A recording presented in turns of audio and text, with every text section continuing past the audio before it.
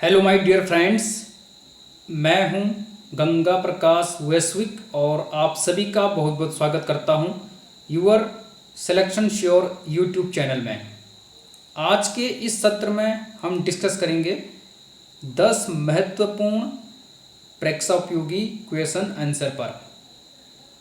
ये सभी क्वेश्चन शिक्षण से संबंधित विभिन्न प्रतियोगी परीक्षाओं से जुड़े हैं। यदि आप टीचिंग से रिलेटेड किसी भी प्रतियोगी परीक्षा की तैयारी कर रहे हैं तो ये क्वेश्चन आपके लिए काफ़ी मददगार साबित होने वाले हैं, इसलिए आप वीडियो को बिना स्किप के अंत तक जानने समझने की कोशिश कीजिए। पिछली वीडियो के अंत में मैंने आपको एक क्वेश्चन पूछा था, क्वेश्चन नंबर 43। क्वेश्चन था राज्यों में राज्य अनुसंधान एवं प्रशिक्षण परिषद, जिसे शॉर्ट में SCERT कहते हैं, की स्थापना का प्रस्ताव किस शिक्षा नीति में किया गया था। इसका सही उत्तर होगा ऑप्शन नंबर डी, राष्ट्रीय शिक्षा नीति 1986। राज्यों में राज्य अनुसंधान एवं प्रशिक्षण परिषद की स्थापना का प्रस्ताव राष्ट्रीय शिक्षा नीति 1986 में किया गया था। ऑप्शन नंबर डी प्रश्न का सही उत्तर होगा। अगला क्वेश्चन है क्वेश्चन नंबर 44। निम्न में से किसने संशोधित त्रिभाषा सूत्र का सुझाव दिया था। संशोधित त्रिभाषा, आप शब्दों पर ध्यान देने की कोशिश करेंगे।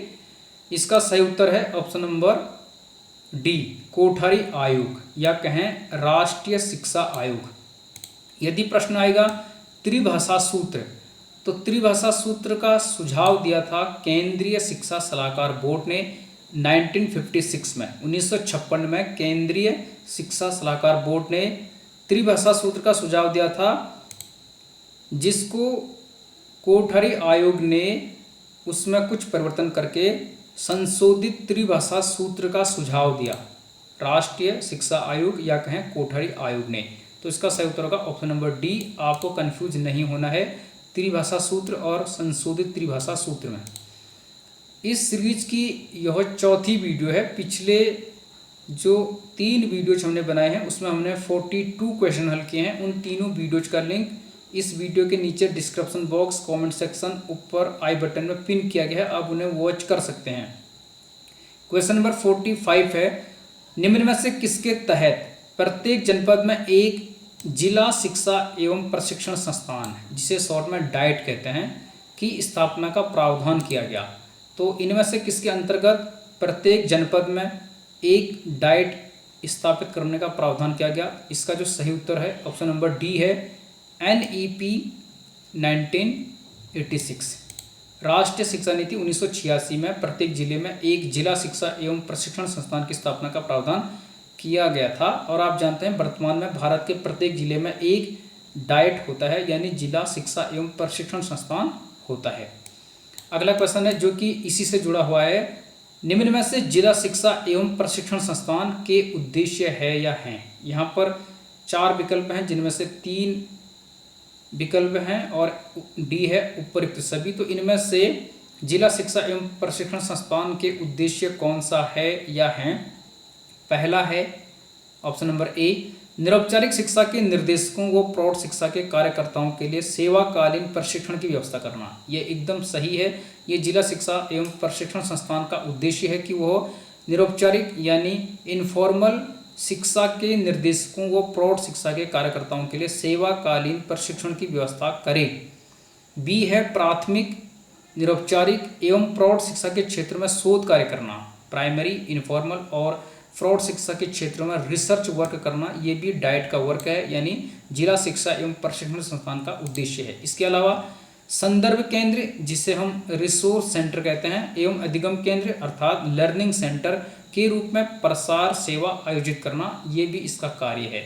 तो इस प्रकार ऑप्शन नंबर डी होगा उपयुक्त सभी। ये तीनों क्या हैं, जिला शिक्षा एवं प्रशिक्षण संस्थान के उद्देश्य हैं। और भी उद्देश्य हैं सेवाकालीन पूर्व शिक्षकों को ट्रेनिंग देना। इस प्रकार से आप उन्हें ध्यान में रख लीजिए, यहाँ से क्वेश्चन बन सकता है। क्वेश्चन नंबर 47 है, निम्न में से कौन एक जिला शिक्षा एवं प्रशिक्षण संस्थान के उद्देश्यों के संदर्भ में सही नहीं है। क्या पूछा गया है, सही नहीं है। इस प्रकार पूरा प्रश्न आपको पढ़ना है परीक्षा में।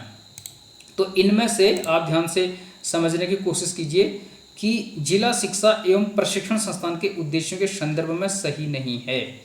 पहला है जिला स्तर पर शैक्षिक योजनाओं का निर्माण करना, ये सत्य है। डाइट का कार्य है कि वह डिस्ट्रिक्ट लेवल पर शैक्षिक योजनाओं यानी एजुकेशनल प्लानिंग का निर्माण करे। दूसरा है शैक्षिक प्रशासन व शैक्षिक सुधारों के केंद्रीकरण की व्यवस्था करे, ये गलत है, बल्कि यहाँ पर होगा विकेंद्रीकरण, डिसेंट्रलाइजेशन। शैक्षिक प्रशासन यानी एजुकेशनल एडमिनिस्ट्रेशन वो एजुकेशनल रिफॉर्म, शैक्षिक सुधारों के विकेंद्रीकरण की व्यवस्था करे। केंद्रीकरण नहीं होगा, विकेंद्रीकरण होगा, यही इसका उत्तर है। सी है प्राथमिक विद्यालयों के शिक्षकों के लिए सेवाकालीन प्रशिक्षण की व्यवस्था करना, ये इसका उद्देश्य है। चौथा है यानी डी शिक्षा संस्थाओं, जिला शिक्षा बोर्ड एवं विद्यालय संकुल आदि को शैक्षिक सलाह एवं मार्गदर्शन प्रदान करना, ये भी इसका उद्देश्य है। लेकिन शैक्षिक प्रशासन व शैक्षिक सुधारों के केंद्रीकरण की व्यवस्था करना नहीं है, बल्कि यहाँ पर होगा विकेंद्रीकरण, डिसेंट्रलाइजेशन। सेंट्रलाइजेशन नहीं होगा, आप ध्यान में रख लीजिए। अगला क्वेश्चन है निम्न में से जिला शिक्षा एवं प्रशिक्षण संस्थान के विभागों में सम्मिलित है या है। जिला शिक्षा एवं प्रशिक्षण संस्थान अर्थात डाइट के कई विभाग होते हैं जिनके माध्यम से इसे संचालित किया जाता है, तो इनमें से कौन सा उसमें सम्मिलित है या है।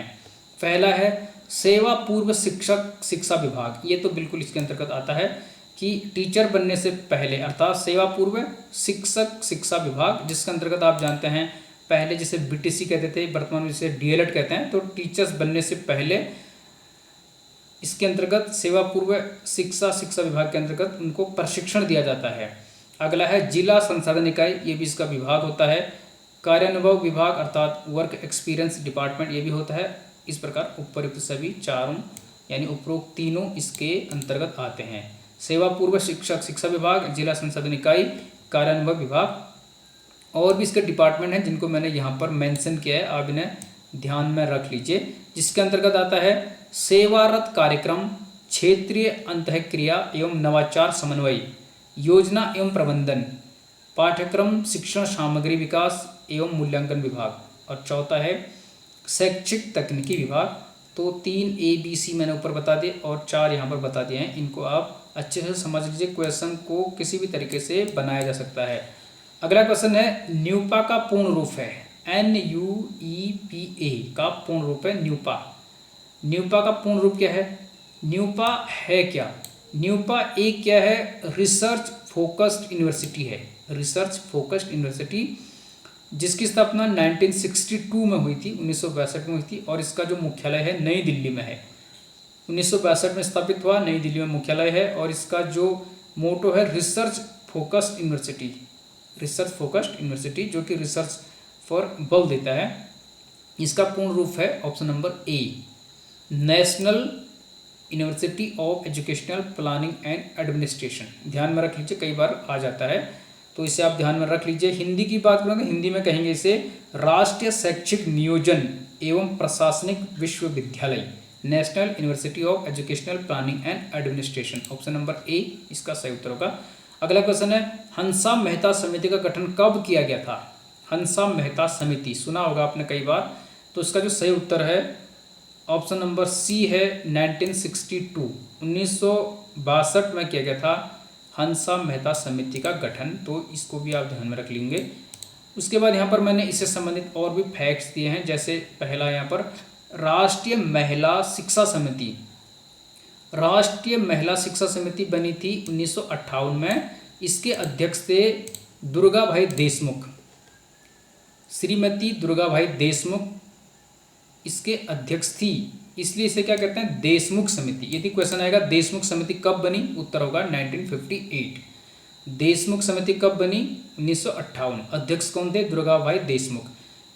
देशमुख समिति को ही क्या कहते हैं, राष्ट्रीय महिला शिक्षा समिति, 1958, ध्यान में रख लीजिए।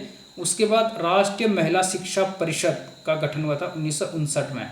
राष्ट्रीय महिला शिक्षा समिति 1958, राष्ट्रीय महिला शिक्षा परिषद 1959। यहाँ पर समिति है और नीचे क्या है, परिषद है, दोनों में ध्यान आप रख लें। और नेक्स्ट है महिला समाख्या कार्यक्रम 1989, 1989। तो ये 3 फैक्ट्स हैं। राष्ट्रीय महिला शिक्षा समिति को ही क्या कहते हैं, देशमुख समिति। अध्यक्ष थी श्रीमती दुर्गाभाई देशमुख और गठन हुआ था 1958 में। इम्पोर्टेंट है। अगला क्वेश्चन है, किस वर्ष को अंतर्राष्ट्रीय विकलांग वर्ष घोषित किया गया था? अंतर्राष्ट्रीय विकलांग वर्ष, इसका सही उत्तर है ऑप्शन नंबर सी 1981। 1981 को अंतर्राष्ट्रीय विकलांग वर्ष या कहें इंटरनेशनल हैंडीकैप ईयर घोषित किया गया था। उसके बाद अगला क्वेश्चन है यहाँ पर क्वेश्चन नंबर 52। यहाँ पूछा गया है दिव्यांग जन अधिकार अधिनियम 2016 जिसे PWD एक्ट 2016 कहते हैं के अंतर्गत निःशक्तता के आधार के कितने प्रकार हैं? दिव्यांग जन अधिकार अधिनियम 2016 के अंतर्गत निःशक्तता के आधार के कितने प्रकार हैं, या कहें PWD एक्ट 2016 के अंतर्गत निःशक्तता, कई जगह यहाँ पर दिव्यांगता भी लिखा होगा या दिव्यांगजन भी लिखा होगा, विकलांगता भी लिखा रह सकता है, निःशक्तता लिखा रह सकता है, के आधार के कितने प्रकार हैं? इसका सही उत्तर है 21। दिव्यांग जन अधिकार अधिनियम 2016 के अंतर्गत निःशक्तता के 21 आधार हैं। 21 आधारों पर किसी को दिव्यांग या निःशक्त घोषित किया जा सकता है। ये क्वेश्चन आपके लिए मैं छोड़ के जा रहा हूँ, इसका उत्तर आप कमेंट सेक्शन में पिन करेंगे। क्वेश्चन है PWD एक्ट 1995 के अंतर्गत निःशक्तता के आधार को कितने प्रकार निर्धारित किए गए हैं? PWD एक्ट 1995 के अंतर्गत निःशक्तता के आधार के कितने प्रकार निर्धारित किए गए हैं? ऑप्शन है 9, 21, 11 हो या 22। इनमें से सही उत्तर का आप कमेंट में पिन करने की कोशिश करेंगे। इसी प्रकार के वीडियोस देखने के लिए सब्सक्राइब कर लीजिए your selection sure YouTube channel को। यदि अभी तक बेल आइकन प्रेस नहीं किया है कर लीजिए ताकि लेटेस्ट नोटिफिकेशन सबसे पहले आपको मिल सके। और वीडियो को लाइक कीजिए, कमेंट कीजिए, शेयर करने की कोशिश अवश्य कीजिए। आपका शेयर, कमेंट और लाइक हमें अगली वीडियो बनाने के लिए मोटिवेट करता है। बने रहिए गंगा प्रकाश वैश्विक और your selection sure YouTube channel के साथ। All the best.